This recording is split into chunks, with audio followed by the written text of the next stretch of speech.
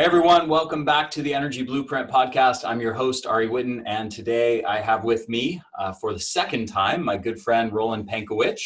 So Roland is the CEO of Health Optimization Practice in Canada, where he's opened up the first health optimization practice clinic.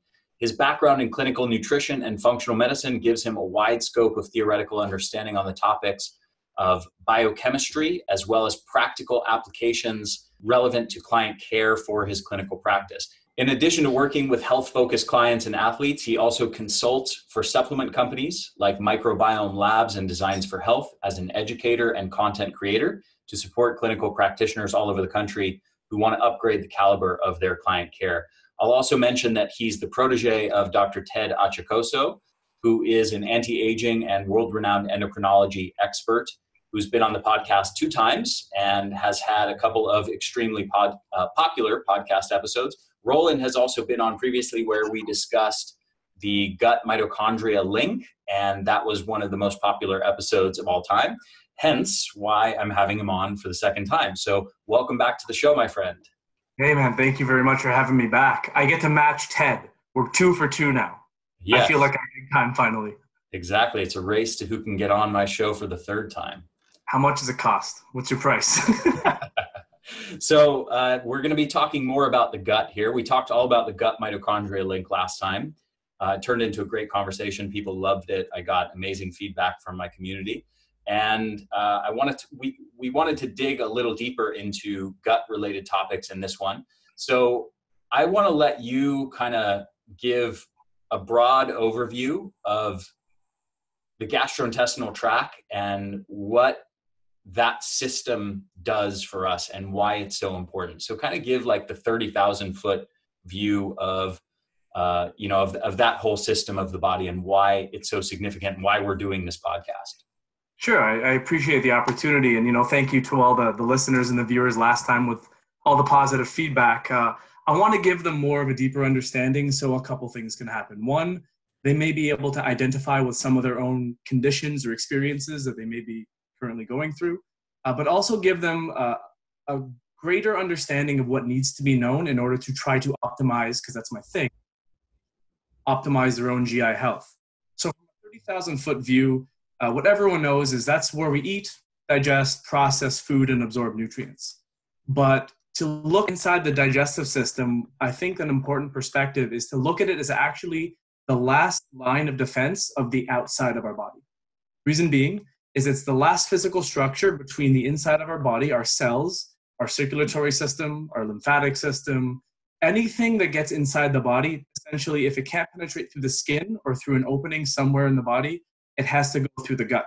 So it's an area of greatest opportunity to help optimize our health, maintain what's meant to be in the body, to be there, and to help, carry out things that are not meant to get into general circulation or to enter cells and organs. We have a connection to our gut neurological axis. So aspects of the GI system regulate brain function. We have the principal site of our immune system.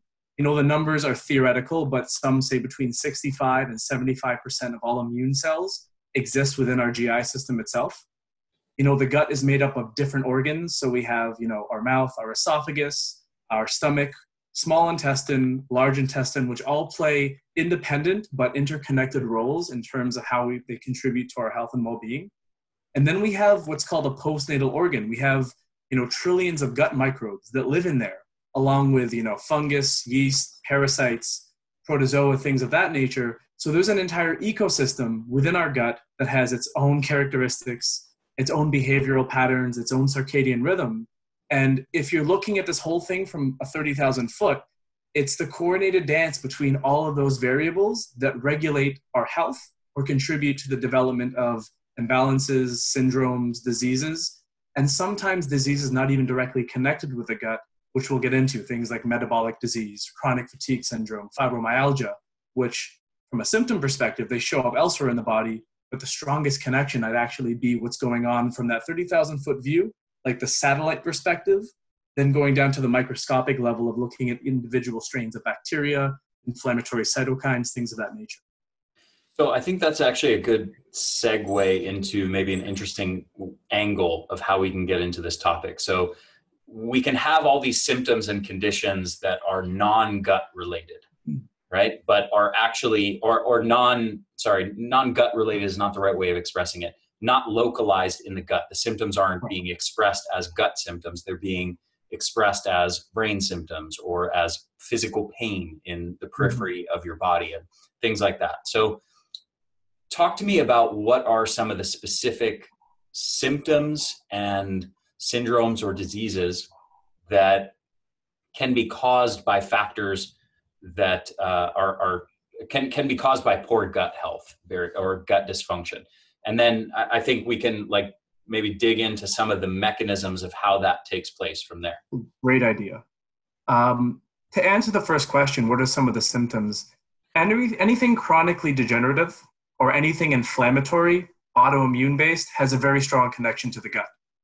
The reason we have to start there is because the principal site of something inflammatory, case in point, you step on a nail, your foot swells up because there's a localized inflammatory response there. That's a normal thing that is very much acute and isolated to what it is you stepped on. However, if you have something in your GI system that could be a pathogen, could be a bacteria that is chronically promoting inflammatory response, an overgrowth of something, then those overgrowths or those imbalances drive the activity of the gut immune system to be responsive to whatever that condition may be. So let's follow the pathway of pathogenic bacteria, which is called a dysbiotic state.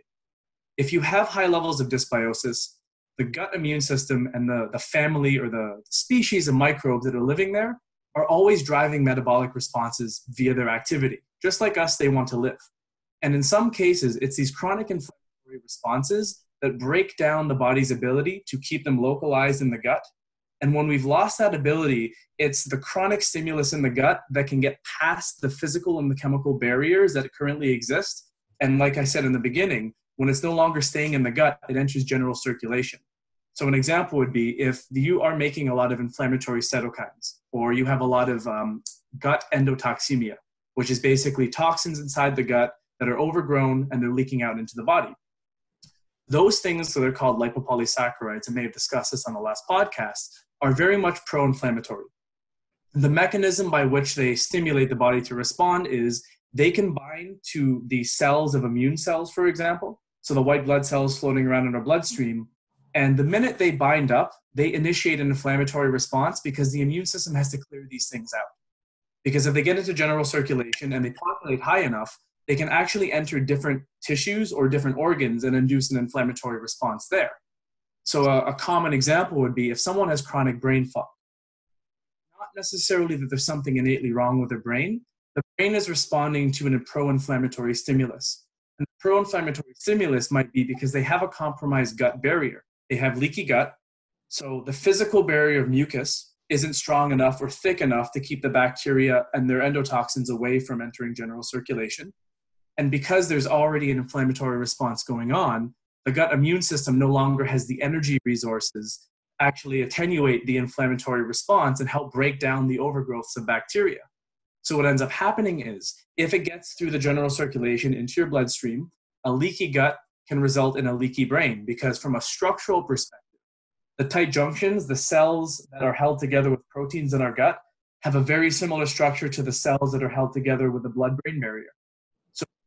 Floating around your bloodstream and they enter into general circulation and they cross the blood-brain barrier, then you're going to have a localized inflammatory response within the brain, and the immune system, the astrocytes and the microglia, are going to respond with a pro-inflammatory stimulus to try to quelch or to wipe away those pro-inflammatory stimuli, those lipopolysaccharides, and it may result in functional and structural changes momentarily within the brain. And it could be something as simple as, you've eaten something or you have a poor response to a specific food, you're not digesting it well, and then the next day or the day after, you have unexplained brain fog. And there's no pattern to this. The only thing you know is you can't sort stimuli because it happens perpetually, but there's nothing to pinpoint that. So that's an example. If you want to go down the pathway of looking at a more specific disease state or the development, they've done bacterial studies of people with metabolic syndrome. They're harboring a lot of body fat. That body fat itself is a metabolically active organ, so it's driving the expression of more pro-inflammatory cytokines. But the gut bacteria profile of people who have metabolic syndrome is very different than that of someone who is lean, because the kinds of foods that are coming into your system are actually populating the same bacteria that drive the inflammatory response, that end up driving increased lipogenesis. So that's a way of basically saying the short-chain fatty acids made from the bacteria breaking down fibers and carbohydrates are contributing to the lipid problems in their bloodstream. And as a result of that, they have a higher circulating load of endotoxins and inflammatory cytokines, because the metabolic activity going on in the gut is actually a fractal version of what's going on in the whole system. So we can look at the patterns being expressed in someone's state, be it chronic degenerative, Alzheimer's, dementia. It could be something like metabolic syndrome, obesity, or in the case of autoimmunity, the immune system is no longer able to distinguish self from not self. And a very small, low level of inflammatory response might result in a massive outburst for someone, or a massive flare-up of symptoms. Let's dig into the autoimmune side of things a little bit deeper. So as far as the body's immune system being able to distinguish self from not self, specifically, like what are the mechanisms by which that is related to gut health, and how does poor gut health or gut dysfunction result in autoimmunity? So from everything I've read, there are a multitude of different factors, but there's some common patterns. And my big thing is always looking at patterns to say, well, what is it we can do for someone that, whether that autoimmune might be thyroid or it might be lupus or something of that nature, how can we calm the system? Typically, when someone has an autoimmune problem, the thing that the immune system is no longer able to do is to distinguish body proteins from maybe pro-inflammatory proteins that have come in from diet or from environment. You know, the body has this way of being able to tag things, so it's able to distinguish a health-promoting substance from a harmful substance, and it teaches and educates the immune system how to respond accordingly. So that's why, you know, if you have a virus like chickenpox, generally speaking, you shouldn't get chickenpox again because your body has developed an antibody or an immunity to that. Let me interrupt you. You said something is teaching the immune system? The gut bacteria itself is actually educating your immune system via a crosstalk. Explain that more. Sure. Your gut bacteria has the ability to modulate its own local environment. And they have to learn how to live within an environment that has cells that can destroy them. Case in point, they are the kinds of bacteria that should not be overgrown. So the immune system in and of itself takes cues from the bacteria and takes cues from the actual cells at the epithelial layer to know when to engage or to know when to calm down. We have these things in our adaptive immune system called T regulatory cells and B cells.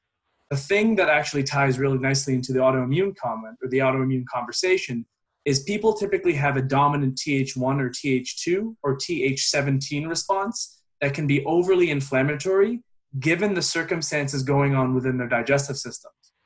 Those circumstances could be a lack of bacterial diversity. So you basically have an overgrowth of species that force the activity of the gut to respond in a specific way. Or it could be an overgrowth where the bacteria basically there's too many bacteria within the system and the immune cells are overrun trying to control them, because when there's too much of an overgrowth of bacteria, there's a potential issue of breaking down the gut barrier, the physical barrier of mucus that's supposed to house the bacteria and keep them separated from the epithelial cells themselves. And if you're not balancing things like gut metabolite production of short-chain fatty acids to calm inflammation, if you have mitochondrial dysfunction, as we talked about last time, if you have a high allergenic load, be it from a standard American diet, from environmental toxins. I recently was looking at a book by Dr. Alex Vasquez, and he talked about the environment, like the microbe environment in the home. Like, what are you inhaling on a regular basis? What is your inflammatory load from your environment?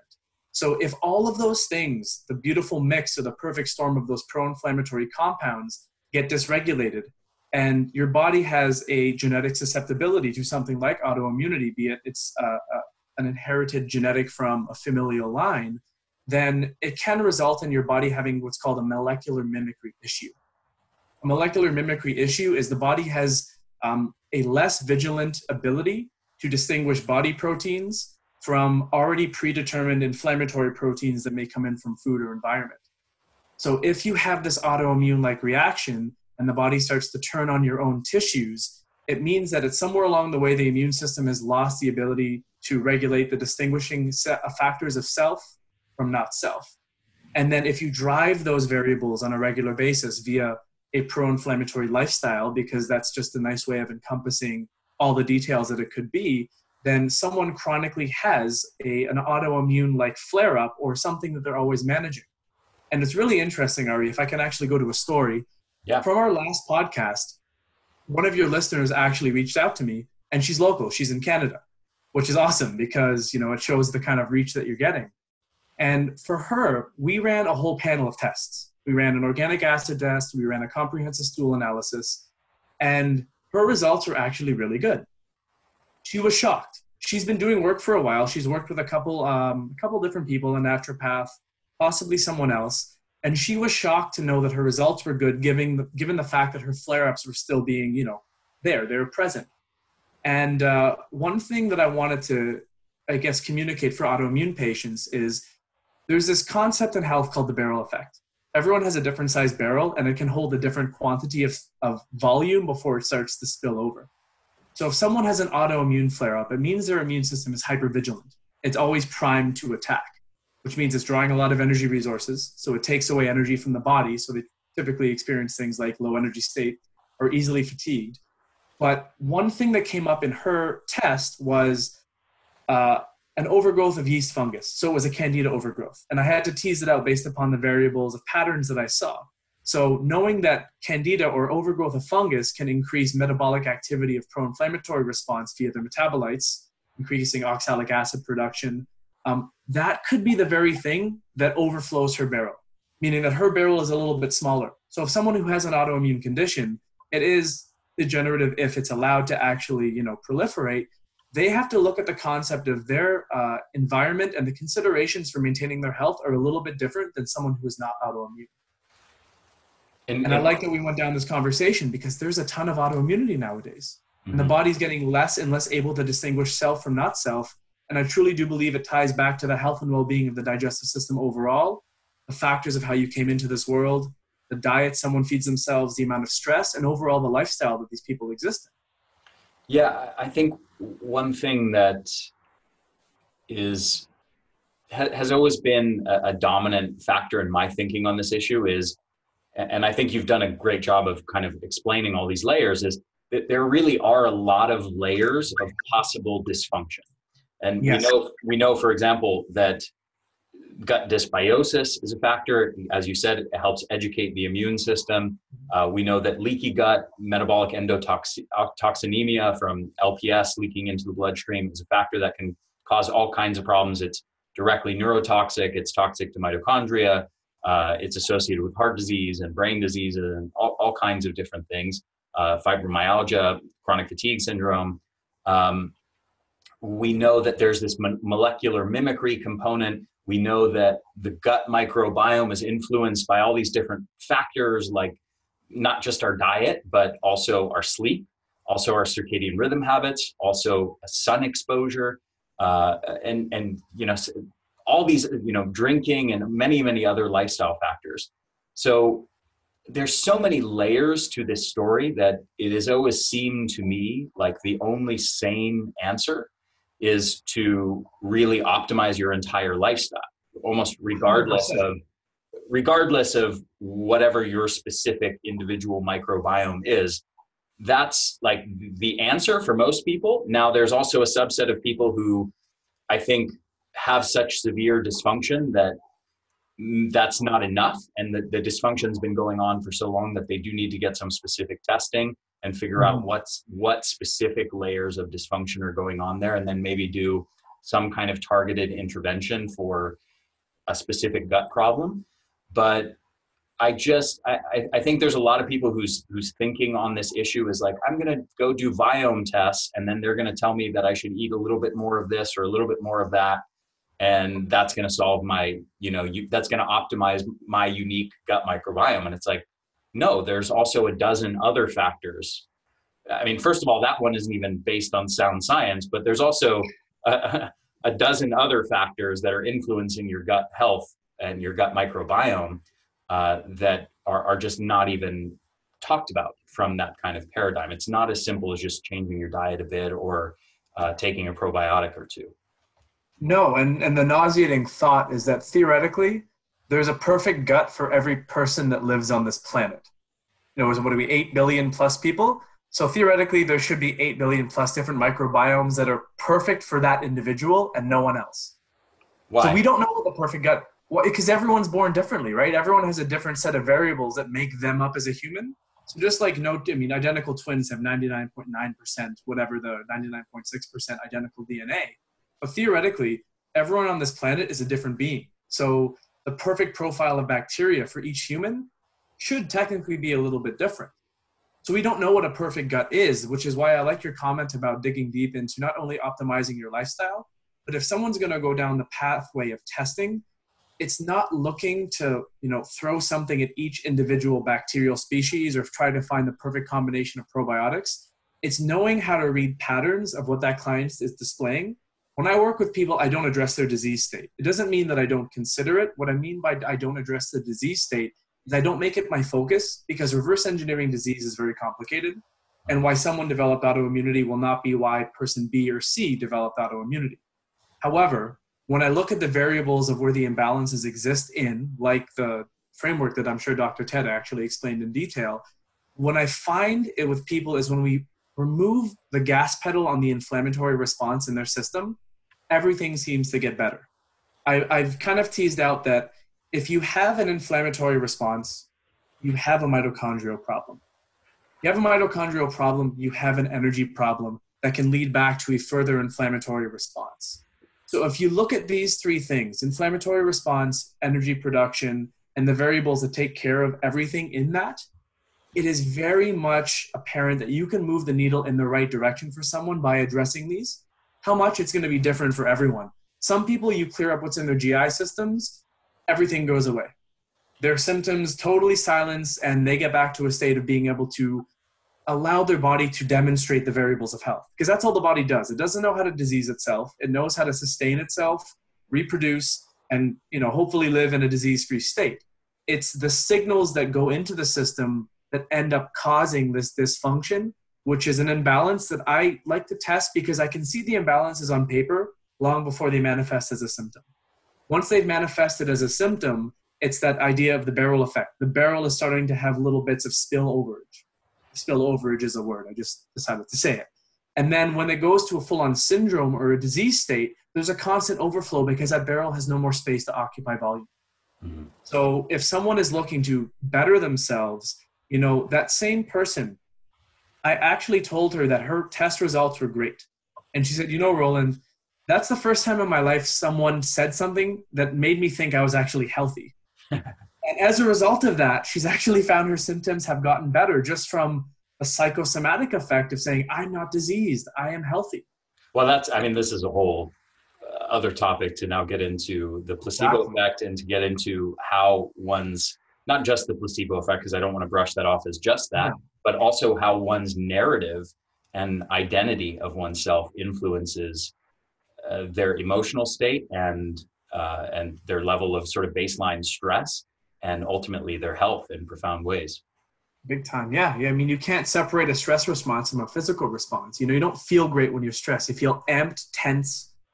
So there's looking at those things. And I guess if there's a takeaway message before we can get back into the GI stuff is for someone who's experiencing something degenerative or disease specific, if you can think of yourself as marching back towards health instead of looking at, well, I need to reverse engineer and fix my disease. If you can balance out the system, and the body and its infinite wisdom will know what to do if you put the right signals into the system. And then just time has to elapse, and those signals and lifestyle variables have to be consistent.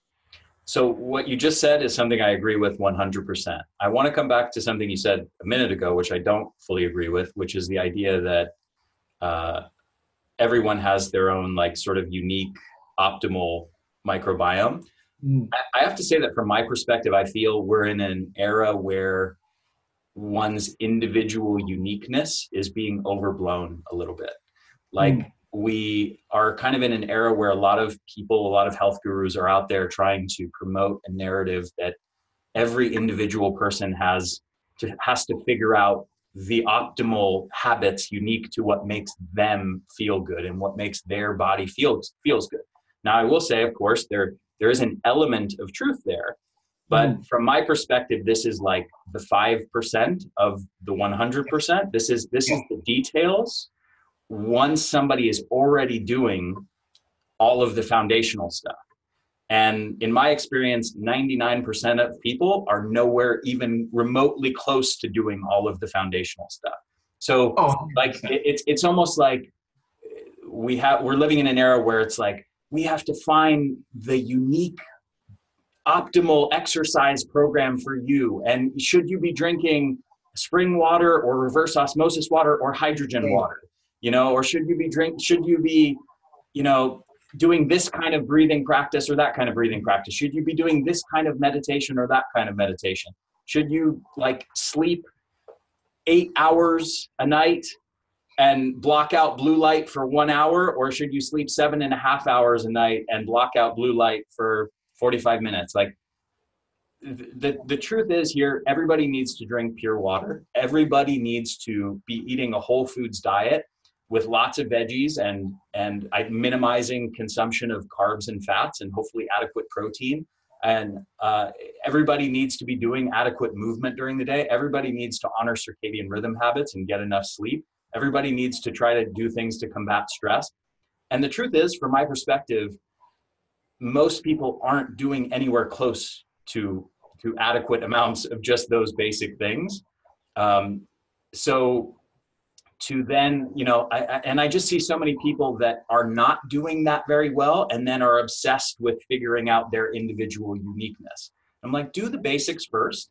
And then once you're doing that, if you still have problems, and to be honest, most of the time doing the basics resolves the problems, then we can address the details. And I'll just add one more point on that claim that I just made.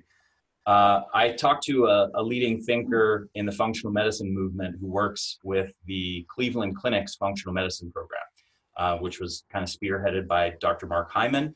And before they even allow a person to see a functional medicine doctor at that clinic, they require them to go through a 10-week course in basic nutrition and lifestyle habits. Nothing particularly groundbreaking, just basic nutrition and lifestyle habits. And what they found is that at the end of those 10 weeks, something like over 60% of those people no longer even want the appointment with the doctor because their symptoms have completely resolved. And so this is the kind of thing that, again, from my perspective, a huge portion of these people's symptoms, most people's symptoms, would be completely resolved by just focusing on the universal basics rather than trying to obsess over the details of finding out their individual uniqueness. Yeah, no, I should come back to something because I agree with what you're saying. It's almost like within my framework, I'm always after optimal. There's good enough, there's great, there's optimal, right? So an example of where I totally understand and agree with what you're saying is if I've measured your levels of magnesium and you need 300 milligrams of magnesium a day, but you're eating like shit, and I swear I can say that, right? Yeah. You're eating terribly, you're not sleeping well, and you're a ball of stress, that magnesium supplement is not going to do very much for you to get your magnesium status back. Because if you're stressed out, you're not going to be absorbing that magnesium in the first place. The lifestyle variables, the fundamentals, are the momentum that carry people to where they need to be.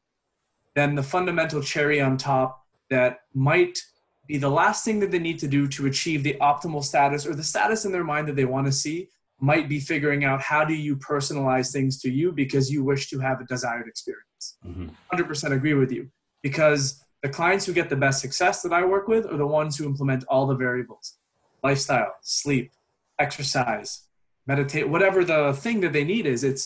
I always explain it as we are the sum of our inputs. The input variables are the sums of what the outputs are, meaning that crap in, crap out. You have one good variable, but the rest suck, then you know that the outcome is not going to be to what you desire.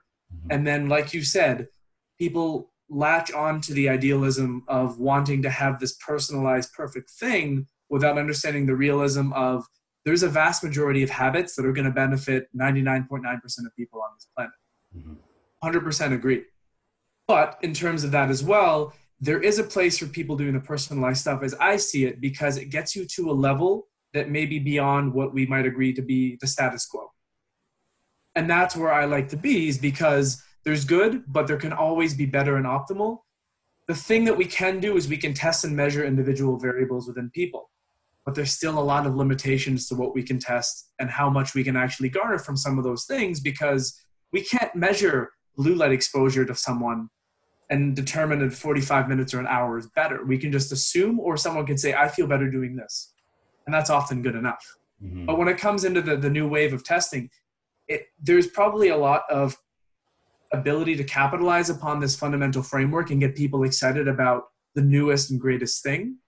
But I agree with you, unless you take care of the variables and the basics, and I try to merge them together in the context is I measure people's personalized biomarkers and metabolites, but it's not without addressing the fundamental framework of diet, nutrition, activity, rest, sleep, because nothing works without that. Like humans don't function without those things being established. Yeah. So I completely agree. I just one last thing I want to add to this, which is just if you go look at modern day hunter-gatherer tribes, not invoking any theories of tens of thousands of years ago of, based on anthropological evidence, but studying modern day hunter-gatherers, like you go to the South Pacific or South America and you look at the Kuna tribe or the Simani or the Hadza, whoever, a lot of these, in these tribes, assuming that they haven't yet been modernized and their diet hasn't been westernized, which is slowly happening to all of them. But the studies that have existed, that have been done on a lot of these tribes show basically they have no heart disease. They have almost no cancer. They have no word in their language for insomnia. They don't know what the hell that means, that somebody would not be able to sleep. There's no chronic fatigue. There's no fibromyalgia. There's no obesity, there's no diabetes. The vast majority of the major chronic diseases that we have in the Western world don't even exist in these people. And it's not because they're doing highly individualized interventions to optimize their lifestyle to their uniqueness. It's because they're doing the universal basics. And so to some extent, I think the highly individualized stuff is a necessary response to a screwed up way of life. Like the more that we've deviated from doing the universal basics, the more we have to invent solutions to undo all the ways we've screwed ourselves up. It ties back to something we discussed earlier, is if someone has a lower ability to tolerate physiologic stress, then the input signal of the basics might not be enough to restore them without them intervening on a personalized level to gather enough ability to benefit from the basics, carrying the momentum forwards. Yeah. We've never been sicker as a population. That's the unfortunate realities. And, I have clients as young as 21, 24 years old who actually test much worse than some of my 50, 60-year-old clients. Wow. Because they're not the robust hunter-gatherer offspring that, people of 2 generations back are. They're C-section, overly born, overly sanitized. Not to say there's anything wrong with that, but it's the sum of the experiences that have brought us here. And, the commonality among all of them is they all have poor GI health. Mm-hmm. And I will be happy to argue this to the day I die. If you have poor GI health, you have poor systemic health. Because the connection, the science is elucidating the connection to all these things is only getting stronger.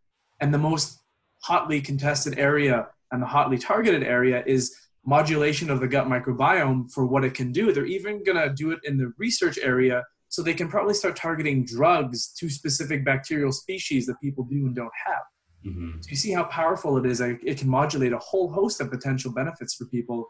But if left unregulated via modern lifestyle, like you said, we're not the robust creatures that those hunter-gatherers are, who live in an environment where they can tolerate, specific sunlight exposure or environmental, interactions with pathogens and viruses.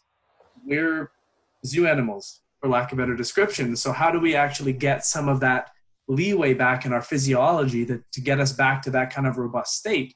And I think being able to restore GI health and build up the immune system and the tolerance of what people experience is probably the best place to start. Yeah.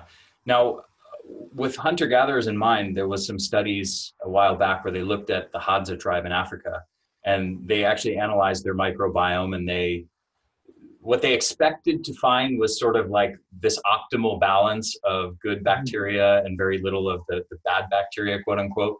And what they actually found shocked them. They found this amazing, crazy diversity of all these different microbes and lots of things which they thought were pathogenic and bad organisms. And, even like things like parasites and just this crazy diversity of all they this found treponema in them, right, which would put the average person in the hospital. Yeah. And yet they had all these bugs inside them and they weren't causing gut problems. So it's interesting.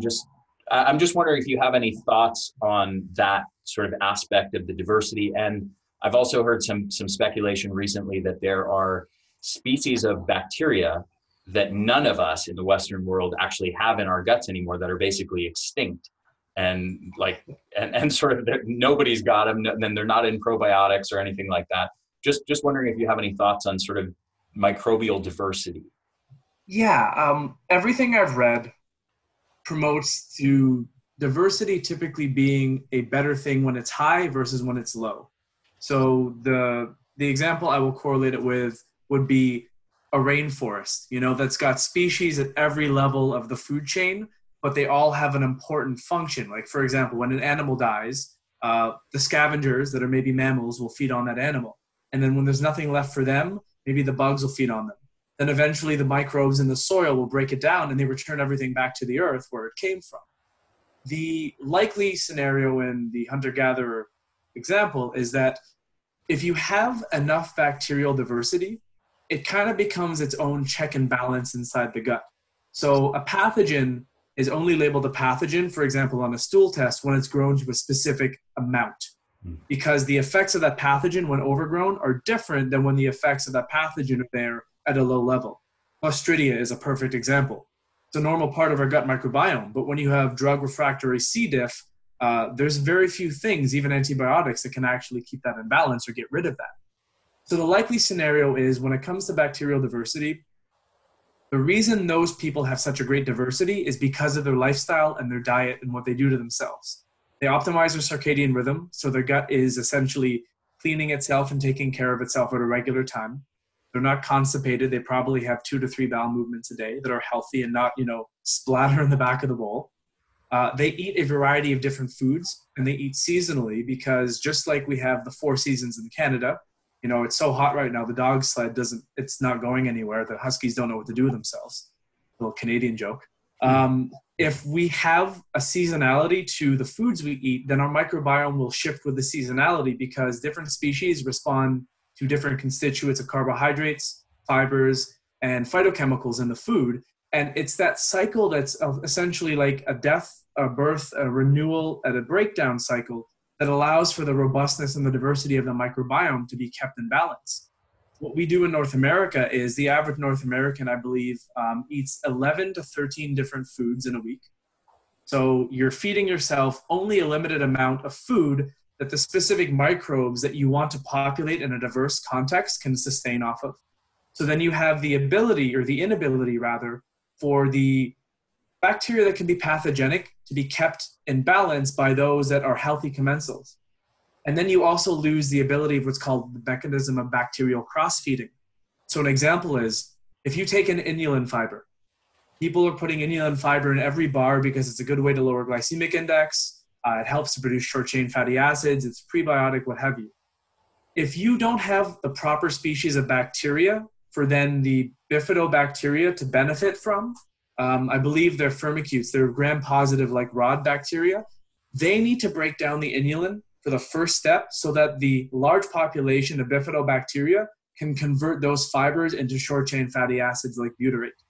If someone doesn't have the diversity index that they need, then that inulin is not going to get properly digested, and it might result in gas, bloating, abdominal distension, greasy stools, and the social pariah fart in an elevator, whatever happens as an outcome.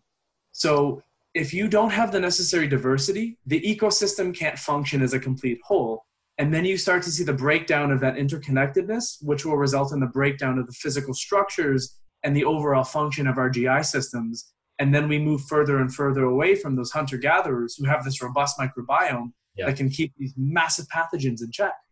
And this is where, to some extent, the individual uniqueness comes in, because once somebody has that dysfunction that's so severe, that's gone on for so long, you have an individual problem that can't necessarily be corrected. And let me get specific in what I mean.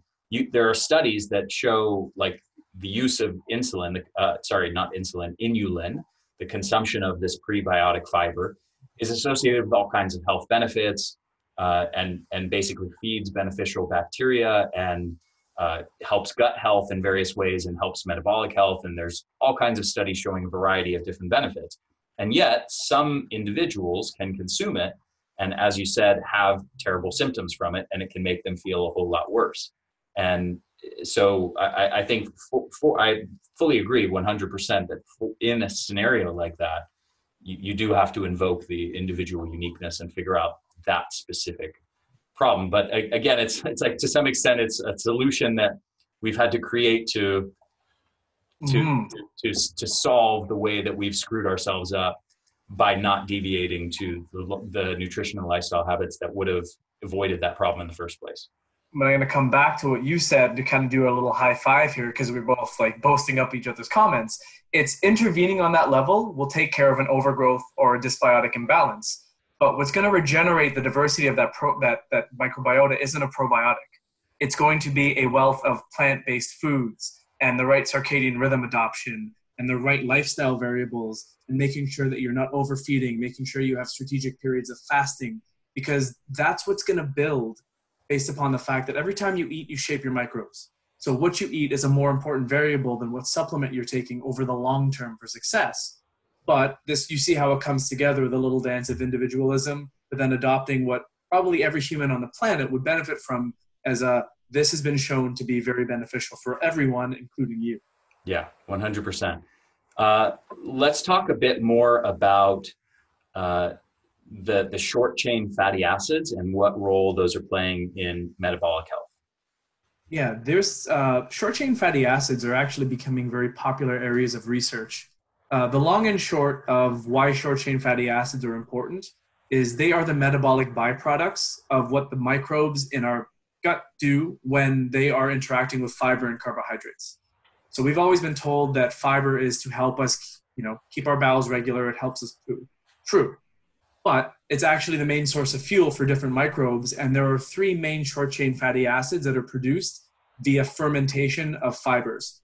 There's acetate, which is the most abundant. There's propionate, and there's butyrate. Not one is necessarily better than the other, but they all have different specific roles. And they are able to help actually contribute to our overall metabolic load of calories. Believe it or not, they are hypothesizing that short chain fatty acids can contribute up to 10% of the energy that our body burns in a day to make ATP in the mitochondria, with butyrate being the preferred source of fuel for the colon cells. The reason short chain fatty acids are getting a lot of attention right now is anything that modulates the metabolic axis modulates the inflammatory response to a point. That being said, they also have I don't want to call it a dark side, but from what I've read from a research perspective, people with metabolic syndrome, for example, have a dysregulated ability to produce short chain fatty acids in that more optimal profile. So what I'll say is, from what I've read, people who have overly high amounts of butyrate and high amounts of acetate, that can actually cause dyslipidemia in the bloodstream, because those that cannot be absorbed and metabolized in the gut via the cells of your colon can actually go into portal vein circulation and enter into the bloodstream and get transported to fat cells. So the thing that I was wondering, and this is just my entirely my own thought process, is if someone has chronically high fasting insulin levels, you know that beta oxidation, the process of making energy from stored fat, isn't happening. So if they're not able to effectively use these short chain fatty acids in the gut, because there are some conditions where the gut actually defaults to more of a glycolytic metabolism, then it's likely contributing to the dyslipidemia problem that these people are seeing with high triglycerides. The propionate, they say the pathway this goes down is to gluconeogenesis, which again can be a problem, because if your liver is spitting out glucose all the time, then you're not actively regulating glycogen, insulin, glucagon responses. So the negative side is, if you have poor metabolic health, you have a poor profile of gut bacteria, short chain fatty acids could actually be contributing to a problem, which is why I like to measure them on stool testing. However, all the positive research shows that high levels of butyrate are anti-cancerous, they're anti-inflammatory. We spoke very briefly about this last time that butyrate can activate the NRF2 pathways within the gut. So what that does is it helps regulate the ability for the gut to maintain itself. We talked about the ecosystem. The cells need energy in order to be able to maintain tight junction proteins. The cells need energy to be able to secrete mucus to keep the bacteria separated from the immune cells and the epithelial cells. And butyrate is one of the most important factors that regulate this because the gut, the colon specifically, is a fat burner. That's its preferred source of fuel. So if someone isn't able to introduce enough different plant foods and variable fibers and phytonutrients in their diet, they're likely deficient in short-chain fatty acids from an overall content. And being deficient in butyrate typically does not lend a lot of positive benefits for long-term GI health or GI health as a whole, because on our last podcast, we discussed that as a pattern, what's going on with the mitochondria locally in the gut will be happening potentially within the mitochondria locally within the system. So we can likely lump in all those chronic degenerative diseases to benefiting from higher levels of butyrate. Things like even obesity, metabolic syndrome, or people being diabetic, introducing supplemental butyrate into their diet for a short-term period of time lends benefits when you change no other variables. Mm-hmm. Interesting. Okay, so I want to talk a bit more about something you and I chatted about on the phone recently when we talked last week or the week before. You've developed somewhat of a theory around the gut and the immune system interaction. And I believe specifically in the context of like food allergies and things like that. Yes. Something that I've pieced together. I didn't create this idea, but it's through research and reading it's piqued my interest. Again, we're talking about things like circulating immune complexes and stuff of that nature, right? Yes. Yes. So kind of explain this theory to me, to everyone. Sure. You already explained it to me, so now you got to explain it to everybody else. Oh God, the pressure's on. All right, we're talking about the gut, right? No. So much like things getting through the gut barrier, the gut layer, lipopolysaccharides and all those things, if they're in general circulation, the immune system will instigate a breakdown or a clearing of these compounds. One common thing that you can measure, for example, is an IgG test. So it is a circulating levels of immune compounds as they relate to very specific kinds of foods. So anything that is a protein that gets into the bloodstream that is not optimally broken down or digested is an immune system irritant. It's technically not an allergen, but it is a pro-inflammatory stimulus. If someone has a lot of floating immune complexes, then a very important thing is giving the body the ability to break these things down. What I found from people who are immunocompromised is their immune systems typically are a little bit underpowered. So you can be stuck in an innate state, you can be stuck in a more adaptive state, and if you're defaulted into one or the other, you are typically lacking in one area of being able to regulate the body as a whole from an immune perspective. So circulating immune complexes contribute to a high level of inflammatory load. And it's a responsibility of the white blood cells circulating in the immune system to break down these immune complexes so they don't arrive within tissues and cause a further inflammatory response. What I like to do with this is pair strategic fasting with the use of proteolytic enzymes on an empty stomach. Mm-hmm. So if you look at what most people use an enzyme for, it's a digestive aid. They're not making stomach acid, they're not making pancreatic elastase, what have you, then you're supplying some exogenous enzymes to help the digestive process. It's, I believe it's an old theory, probably in naturopathic medicine or just alternative medicine in general, where they use plant-based proteolytic enzymes, things like papain, bromelain, even lipase, amylase, and they will use these on an empty stomach to bypass the digestive system and get into general circulation to help break down these circulating immune complexes. So one thing that I like to do with patients who are immunocompromised is, establishing the bases that we've done, taking out the foods that are pro-inflammatory stimulants, foods high in gluten, dairy proteins, could be lectins, could be legume proteins, what have you. And then implement a fasting window which directs energy resources away from breaking food down to hopefully bolstering up the autophagy process and helping to clear out circulating immune complexes, because they're not cleared out instantaneously. It takes some time to do so. And then the theory on top of that is using proteolytic enzymes strategically during either a long fasting day or on an empty stomach can aid the process, because these proteolytic enzymes, once they get into the bloodstream, can actually help break down circulating immune proteins as a result of being used not for digestion, but rather as an immune support or an immune aid. So this is something I remember learning this in school years ago. This is an interesting distinction, because there's obviously a lot of these enzymes, things like bromelain or papain, are used in the context of digestive enzymes to be taken with meals. But there's also systemic enzyme supplements that have a lot of the same enzyme compounds that are meant to be taken in a fasted state and get absorbed into the bloodstream, where they have different actions than just sort of helping you digest food better. And they can help break down pro-inflammatory proteins. They can help heal injuries. Like there's a very popular supplement from Germany called Wobenzyme that you're supposed to take in high doses on an empty stomach.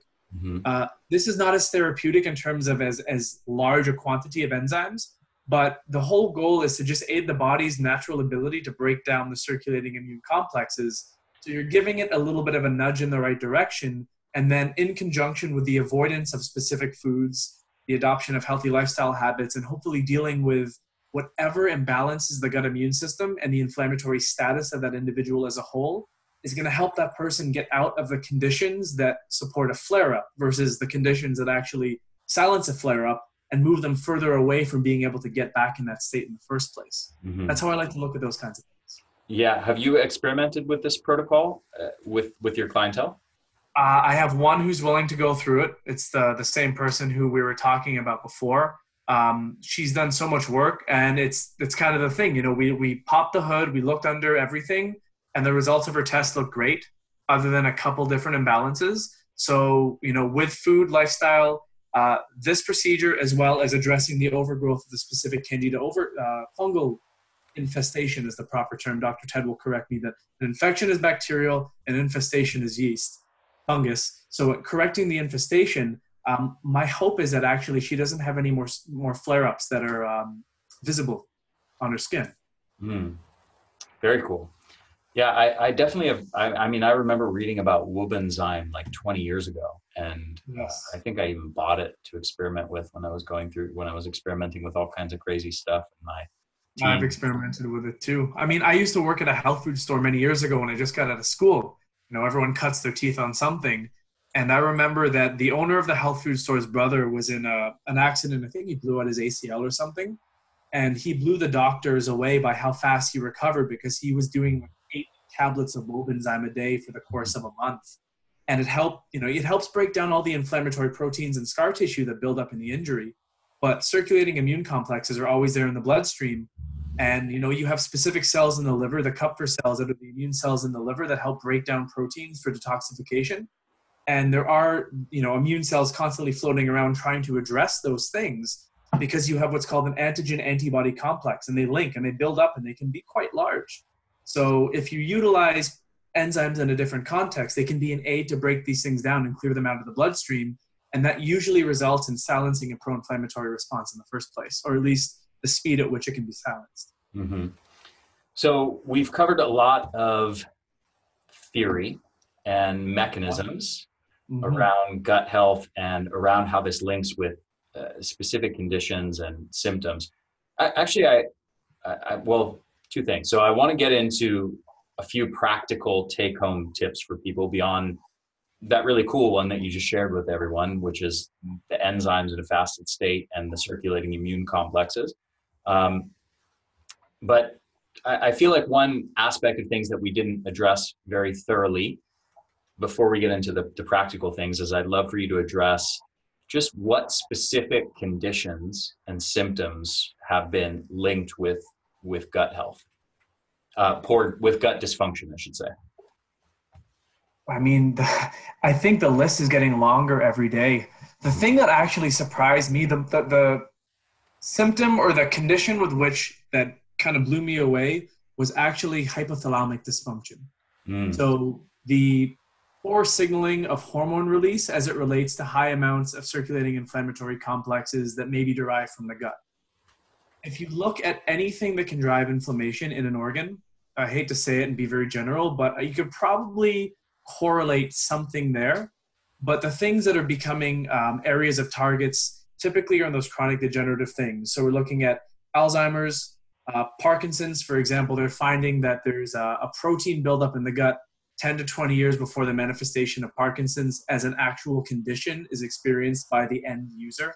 I don't know if user is the right term. The end user of food. Yeah, user of food. There you go. User of food, experiencer of symptoms. Yeah. Looking at something like I have a history of Alzheimer's on my dad's side of the family. My grandmother and I think 4 or 5 of their siblings had Alzheimer's, and it was eventually their demise. And I remember that they were all sugar addicts. They always needed something sweet, and they always had GI problems. My grandmother always had alterations in her bowel habits. So you're looking at these things as, early warning signs of what can go on with your brain. We talked about autoimmunity. I do think that metabolic syndrome, dyslipidemia, or chronic metabolic derangement is going to be a stronger correlation with dysfunction in the gut, because, the thing that not many people talk about anymore is just the digestive process on its own, because it's not sexy, it's not exciting.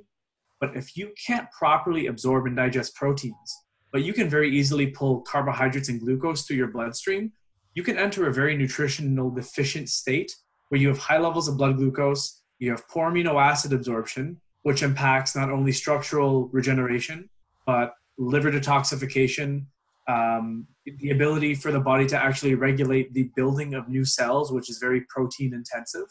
So that's an area of important consideration. And then when you look at the inability to absorb fats, you can have misshapen cells. Like the bilipid layer of every cell requires a very specific construction of fatty acids and phospholipids. And you can look at on a GI test to see if someone has high amounts of fat or phospholipid breakdown in their stool, which means if it's high in their stool, they're likely not absorbing it, or you can assume that they're not. So anything from nutritional deficiencies to degenerative stuff to pro-inflammatory stuff, even cancerous stuff, they're looking at butyrate and butyrate concentrations in conjunction with colorectal cancers. So I know that there's this general aspect of saying, well, theoretically everything can, but I will come back to the same idea that if your gut is a fractal of what's going on inside your body as its symptoms are being manifested, then you likely have the ability to say, well, if this, then that. And it could be whatever it is that person has experienced. Yeah. And that's unfortunately the realities of those things will likely go on for 10 to 20 years before the end manifestation of whatever that person's condition or disease may be. Mm-hmm. But for everyone listening to this, if you have been suffering from GI problems for at all any period of time, if you address those and make that your priority, it's likely going to be a very wise decision when you look at it in a long-range forecasting perspective. Mm-hmm. Well, also, even if they don't have any gut-related symptoms, oftentimes somebody just has, as you said earlier, somebody's got brain symptoms, somebody's got fibromyalgia symptoms. Mm-hmm. These neurodegenerative diseases, the autoimmune conditions, the cardiovascular disease, and diabetes and obesity have all been linked to endotoxinemia. And so, there's several of these key mechanisms as far as the LPS has been linked with so many different conditions. Mm-hmm. The chronic inflammation has been linked with so many different conditions. Mitochondrial damage has been linked with so many different conditions. And just those 3 mechanisms alone drive are key drivers of dozens of different diseases. So, I agree with what you were saying earlier, as far as you can have all kinds of symptoms that are without any gut symptoms, but the source may actually be predominantly the gut. And it's an interesting perspective. We try to talk about feeling good or feeling optimal or all these words. They're just words, right? Because the meaning is really individualized to the person. So few people who are struggling with something know what it feels like to feel well. So what they might think is normal for them, say, oh, I don't have poor gut issues. They might have normal be inclusive of some kind of, oh, I burp, I fart a lot, or I have this transient bloating, or I have this like weird taste in my mouth after I eat. Mm-hmm. The body will always give off little clues of subtle dysfunctions, or subtle imbalances is probably a better way to look at it. And if those things are going on perpetually, it's just a little bit of a flashing light that you probably should investigate into those things, or maybe look at what changes you can make to remediate those things from being present in your life. Yeah. Actually, you just made me think of something I wanted to ask you. There's a few sort of controversial topics within this realm of gut health. So SIBO is a controversial topic. There's some people who think SIBO doesn't exist, other people who do think it exists. The whole breath testing is a controversial area as to whether it can actually accurately diagnose it. Candida and Candida syndrome in particular is controversial. For example, Dr. Greger did an analysis of research on this where basically there's almost no research at all on anything that could support sort of the claims behind Candida syndrome, quote unquote. And yet we also know that it is possible to have Candida overgrowth and thrush and vaginal yeast infections. And so it kind of makes sense that it could also overgrow in the gut as well, but the science doesn't really support the whole Candida syndrome thing. There's IgG food intolerance tests, which are also extremely controversial as to whether they're accurately detecting actual food intolerances. There's probably something else I'm missing here, but I feel I'm just curious to get your thoughts on those few issues that I just mentioned. If you could kind of do like rapid fire quick summary. Let's do SIBO.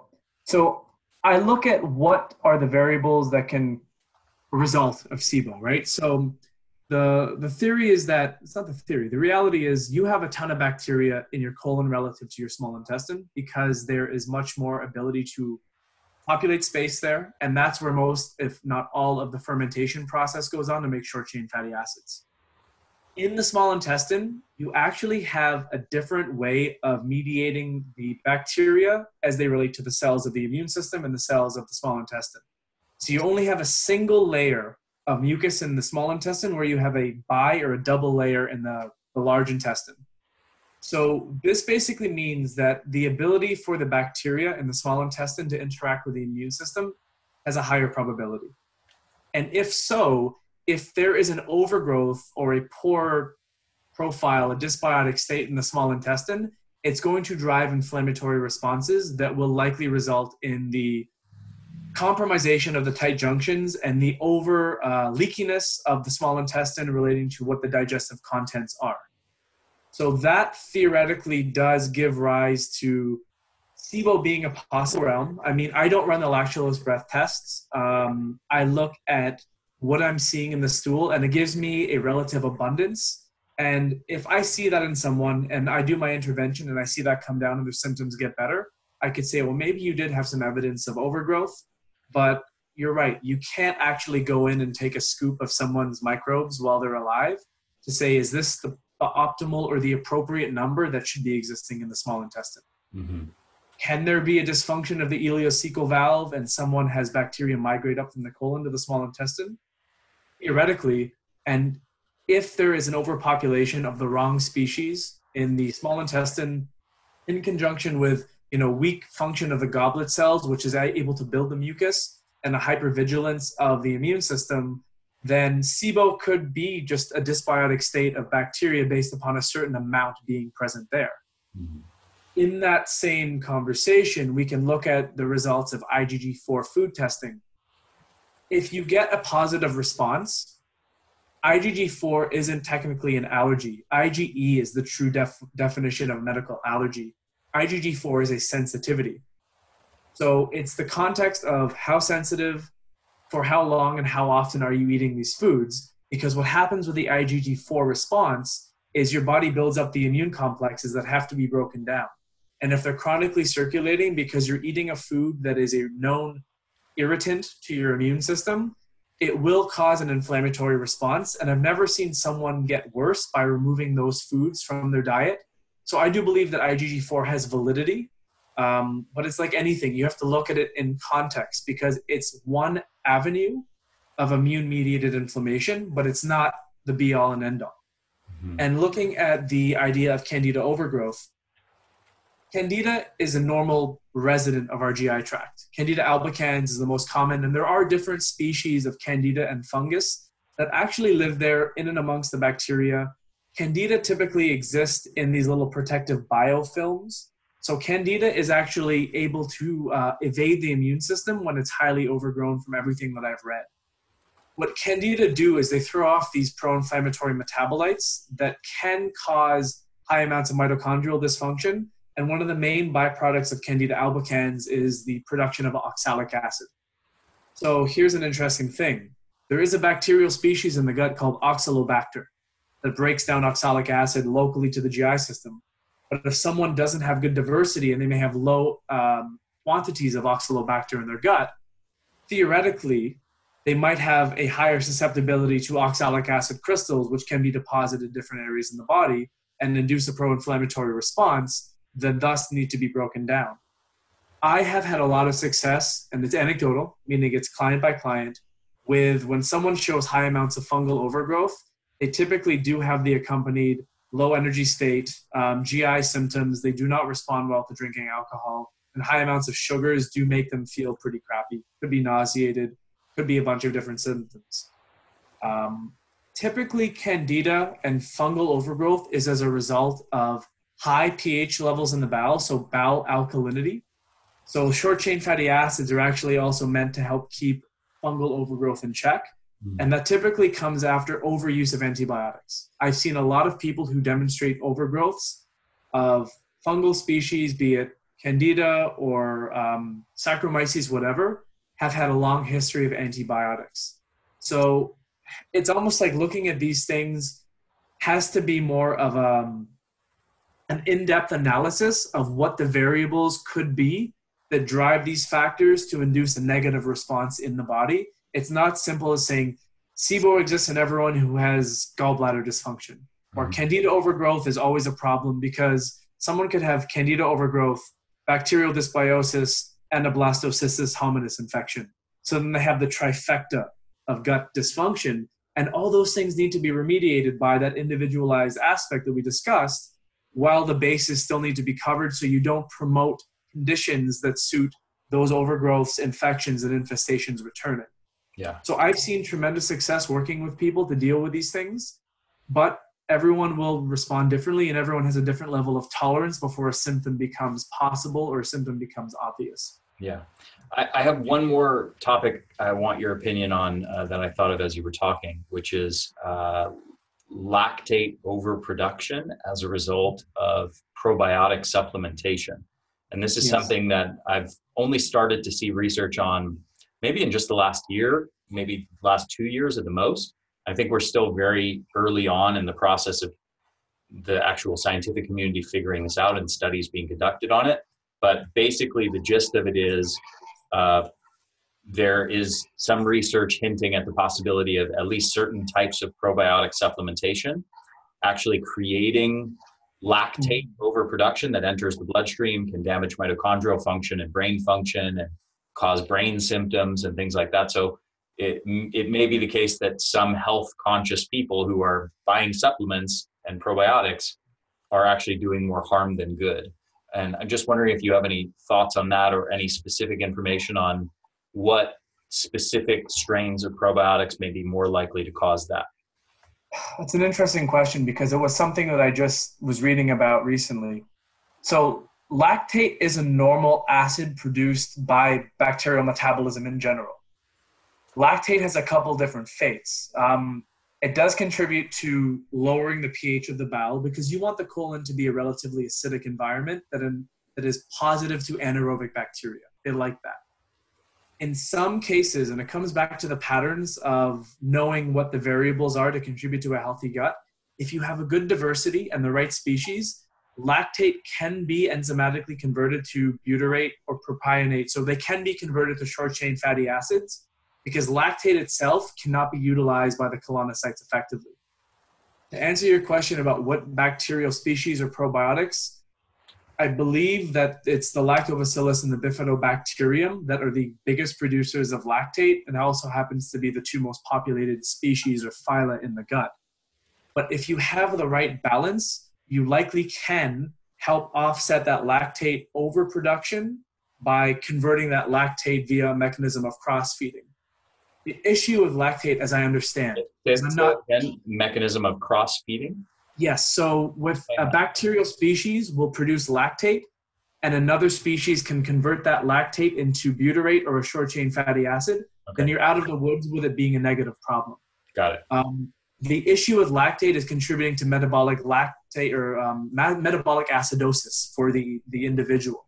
So if high amounts of lactate are going into the body and you don't have the mitochondrial function that's robust enough to convert that lactate into acetyl-CoA and you can't metabolize it, then it does contribute to, from what I understand, an acid load for the individual. So in terms of what species of probiotics or what probiotic supplements, I'm confident in saying I don't really have a ton of added value to say avoid this one or focus on this one. I do feel that probably the best thing to do in that context is to focus on, like we said, mastering the basics and focus on building up the health and the vitality and the diversity of that gut microbiota and the microbiome itself, so that if there is a large amount of lactate that's being produced, there is a contingency plan for converting it to something that's much more beneficial than harmful. Mm-hmm. I do not like the idea of someone taking a 100 billion probiotic supplement every day just because they think more is better. More is more. More is not always better, because if you look at the research for the overgrowth of lactobacillus and the occurrence of something like colitis, for example, there is strong research there. So when someone is taking a high-dose probiotic just because they've been told probiotics are good, probiotics I look at as a way to modulate the gut to hopefully push it in a direction that helps to restore the overall diversity and the function. I mean, that's why I work with a company like Microbiome Labs. Kiran, the chief science officer, he's the first person to say that these massive high-dose probiotics are unlike anything we would ever experience, in our hunter-gatherer days. Or sometimes they do benefit as a result of what we've done to our life, but there are species of probiotics that I like to use as something that is a way to kind of restore the signaling to make the environment more hospitable and inhabitable to regenerate your own microbiome, be it as a result of antibiotic use, poor diet, high levels of stress, poor sleep patterns. Mm-hmm. So that's a long way of saying the lactate thing needs to be dug into more. Yeah. But the answer, as I currently know it, is if you have a more robust gut microbiota profile, it's likely less of a concern than someone who does not. And the same rules still apply, is what builds that robust gut microbiota profile are those bases that it is that you want to establish. And then sometimes, dealing with infection overgrowths, infestation overgrowths, or parasites will also help bolster and supercharge those effects. As you were talking, I just got one more topic that popped into my head, which is probiotics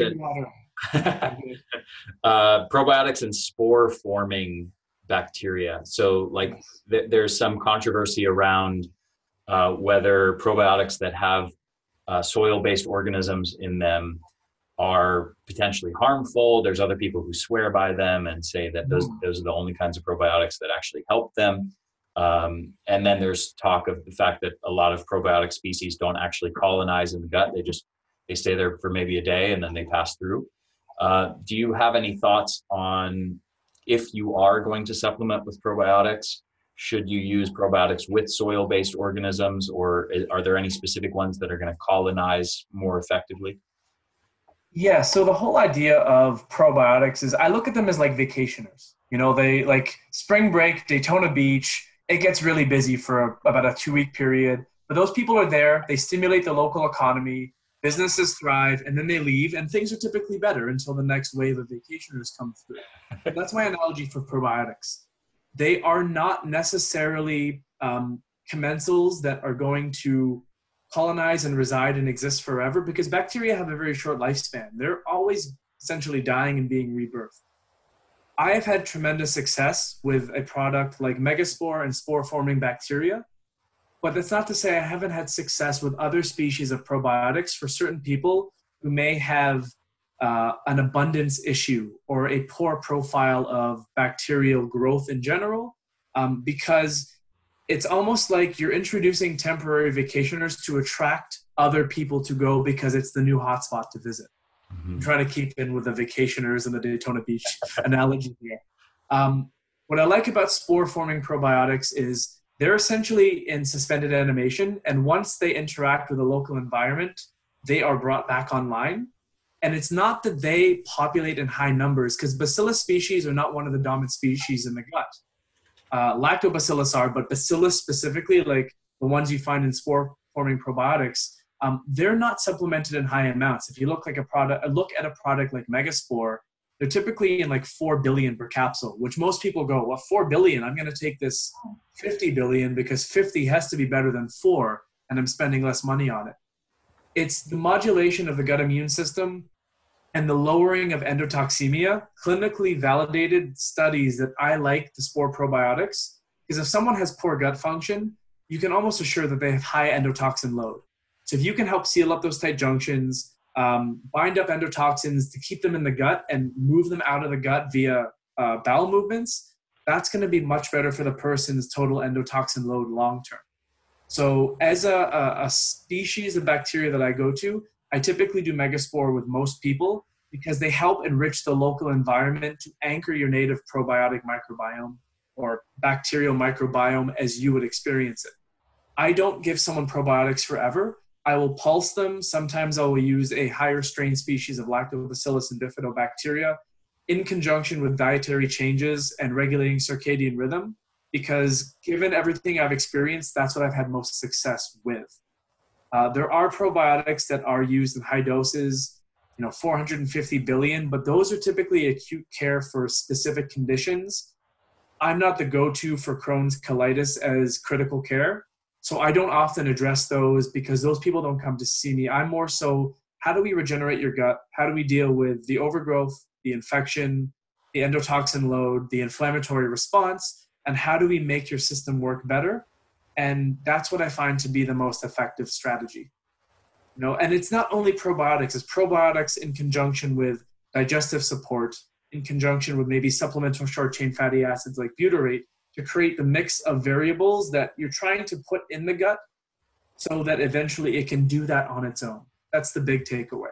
Beautiful. Like, supplements are just in the name. They're supplemental to what you want the body to do. And then once the body's there, you have some clinical validation based upon the results of testing, then you can change that approach and strategy for that person because they may not need such a high supplemental intervention. Yeah, 100%. Final question to you, and this can be sort of rapid fire, but I want to end with just a few practical tips. You gave one there in your last answer when it comes to using Megaspore and why you're a fan of it. But can you add just to wrap up, maybe your top 2 or 3 practical gut health tips that you want to leave people with? Yes. Let's try to do 3 minimum, 5 maximum, because people probably will stop caring. I like your style. That speaks volumes about you, that you want to go above and beyond. Always, Ari. Why else am I here? I'm really just trying to get on for a 3rd time. I want to beat Dr. Ted. You just earned it by just saying that you're going to do 3 to 5. You're perfect. my next guest. 5 episodes. They're going to be sick of me soon. The first tip I would say is implement a feeding window and a fasting window. Humans give themselves license to eat too often, too frequently, and too much. If you remove the amount of time that you can ingest food, it's harder to intake a lot of calories in 8 hours versus 13 hours. The off time or the fasting time is actually technically anti-inflammatory because you're lowering the potential allergen or inflammatory load that may come in from diet. And the internal chemical processes that might go on via digestion, or if it's compromised, won't happen if you're not eating food. So it could be something as simple as you fast for 12 to 16 hours a day and you eat for 12 to 8 hours a day, or 8 to 12 if we're going by chronological time. That would be the first thing. The second thing is, don't eat in front of the TV. Don't eat in front of a computer. Don't watch YouTube on your phone. Don't text people. Sit there and enjoy your food. Eat in a relaxed environment and chew. It's not sexy. It's not like the newest thing. It's not a gadget where you can measure your efficiency of protein breakdown. But, now what's the scientific basis for that? Like, so I'm not trying to argue with it. I like the recommendation, but I just, Yeah. what's the thinking behind it? I was in school, and I remember one time I wolfed food down in front of my teacher. She looked at me, she's like, Roland, your stomach doesn't have teeth. And I was like, that is the most like slap upside the head logical piece of information. Because when you start digesting food, it doesn't start in the stomach. Like, you have lipase and amylase enzymes in your saliva. So if you don't properly mix those enzymes with your saliva via chewing, not only do you compromise the ability to break those down, you don't expose the same amount of surface area. So your stomach has to secrete more acid, your pancreas has to secrete more enzymes to properly break that food down. If you have a compromised digestive system and you don't break your food down mechanically first and foremost, you're likely not going to digest it down the process, like down the rest of the process. On top of that, if you're eating, digestion is a parasympathetic activity. You should be in rest and digest, like it's in the name of the parasympathetic nervous system. If you're on TV, you're watching TV, or if you're preoccupied with something that is taking your focus and stresses you out, it's a mismatch between the two activities that you want to accomplish. So, I mean, chewing your food thoroughly, eating slowly, putting your fork down. Admittedly, I've had to learn this over the last few years, and that's an important thing. That's I'm essential. not very good at it either. Well, I mean, type A personality people or people who are achievers look at, I just got to eat to get back to what it is I'm doing. But if you have time to chew each bite 30 times. Well, Ari, then I have a good practitioner you can reach out to for your gut health problems. But yeah, that's something. And the third thing I will say kind of ties into 1 and 2 is don't do this eating every 2 to 3 hours to stimulate your metabolism, to increase fat burning. That doesn't work. That is old science. That is bodybuilding lifestyle adapted for the every person. It takes energy to break food down. But if you put 500 calories in your face, you don't burn 500 more calories burning that food down. You're just adding more and more. So it chronically dysregulates your glycemic control.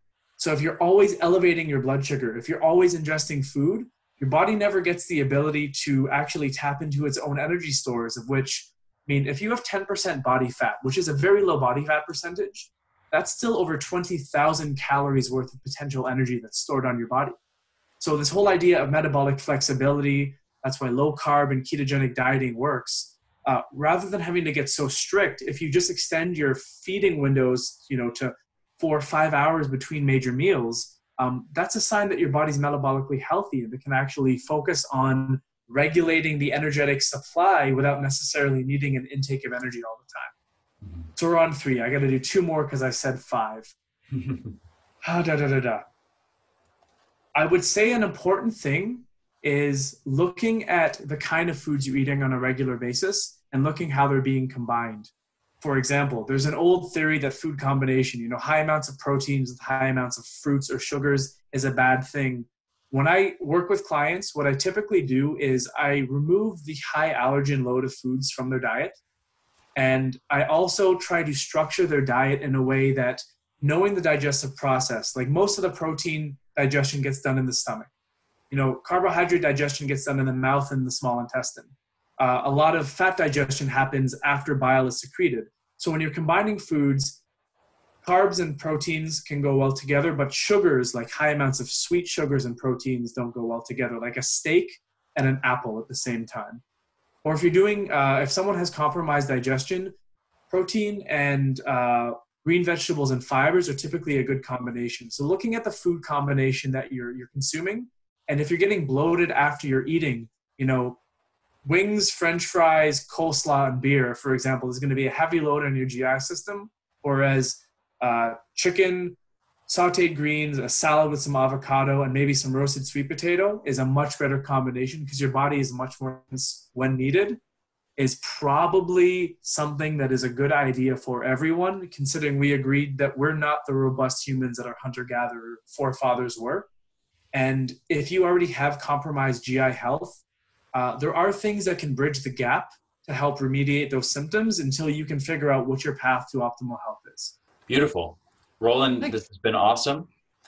I wasn't saying you're beautiful. I mean, you are a beautiful man, but I was commenting on your ancestors. Your answer. I'm so happy that that is on camera. It's the hair. It's this wig that I put on. It's really glued down well. That'll be one of those quotes, you know how certain little snippets of people's quotes get taken out of context? Yep. Make them appear to be saying all kinds of other things. So could I have your editor just cut that part out and just send it to me as a private video? Because when I feel down about myself, I'm going to play that the great Ari Whitten from the Energy Blueprint called me a beautiful man. Yeah, you put it on your testimonials page. It'll be a 30-second long testimonial. It'll just say, no context. No context at all. Roland, this has been awesome, my friend. Thank you so much. Going to have you back for number 3 soon. Oh, yes, the three-peat. Yes, you're going to get... In Canada, they call it a hat trick. It's a hockey reference. Yeah, no, hat trick. We say hat trick too. I remember. No doubt about it, eh? I played soccer. I used to get hat tricks all the time. You are. Then that's that was your other love, and now you're helping everyone figure out how does energy get produced better. That's right. You gave up your soccer career. Yeah, that's right. We're going to do the podcast hat trick now. So, where can people reach you to work with you? And I want to say on a personal note, as I said in the podcast last time, that Roland is genuinely a personal friend of mine. I know him extremely well. We've had 24 conversations about health, and I can personally vouch for Roland that he really, really, really knows his stuff, and I highly recommend working with him. So, and I have no vested financial interest. I get nothing if you go work with him. He doesn't kick me back any commissions or anything like that. I just make enough money to fly down and visit you in California. Yeah, that would be nice. You come hang out with me. Man. So where can people work with you, and what is your ideal client? Who would you like to work with? I mean, the who is anyone who's interested in being healthier. You know, I after the last podcast, I had a ton of inquiries, and I very much appreciate that. And, you know, the person that I probably am not the best fit with is someone who's in need of massive critical care. It is not my area of specialty.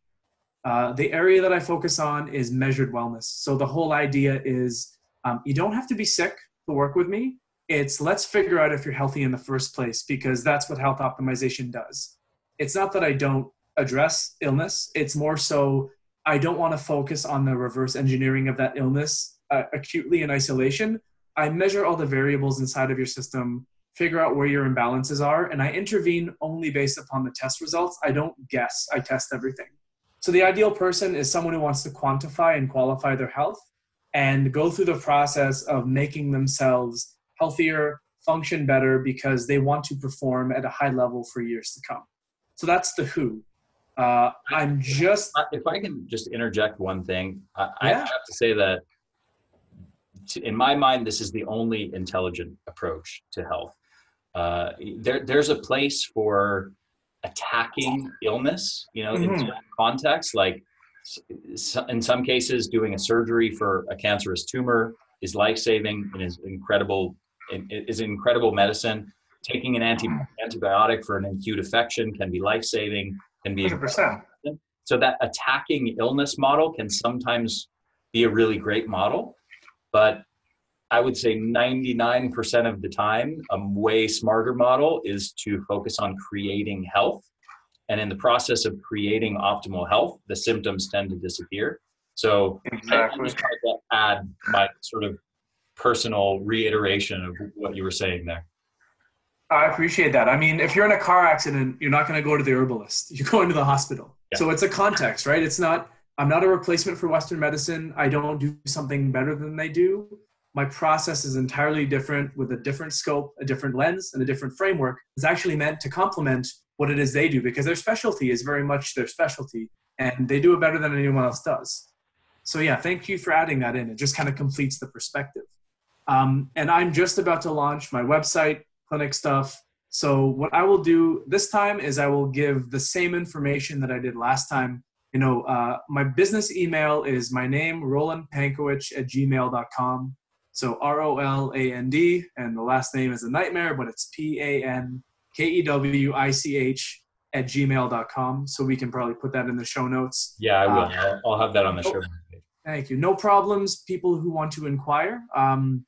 like last time, I spent 5 days answering emails, so I will appreciate the patience of anyone who does want to reach out. And I am up in Canada, so it doesn't mean that I can't work with people in the US.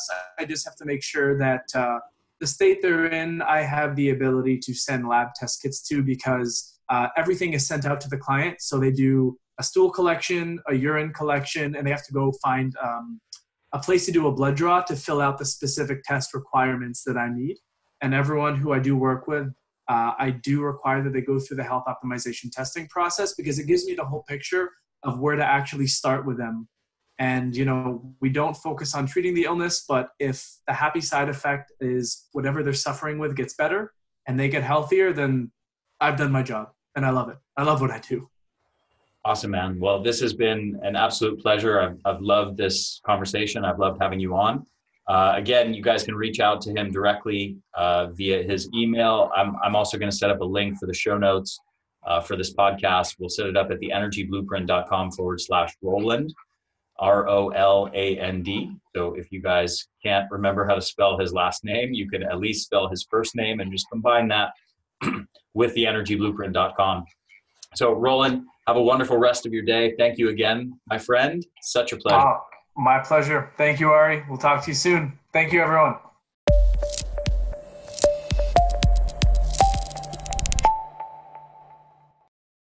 Hey there, this is Ari again. One more quick thing before you go. Just make sure to subscribe to our YouTube channel, The Energy Blueprint, and also make sure to subscribe to this podcast on your favorite podcast platform, whether that's iTunes or Stitcher or anything else.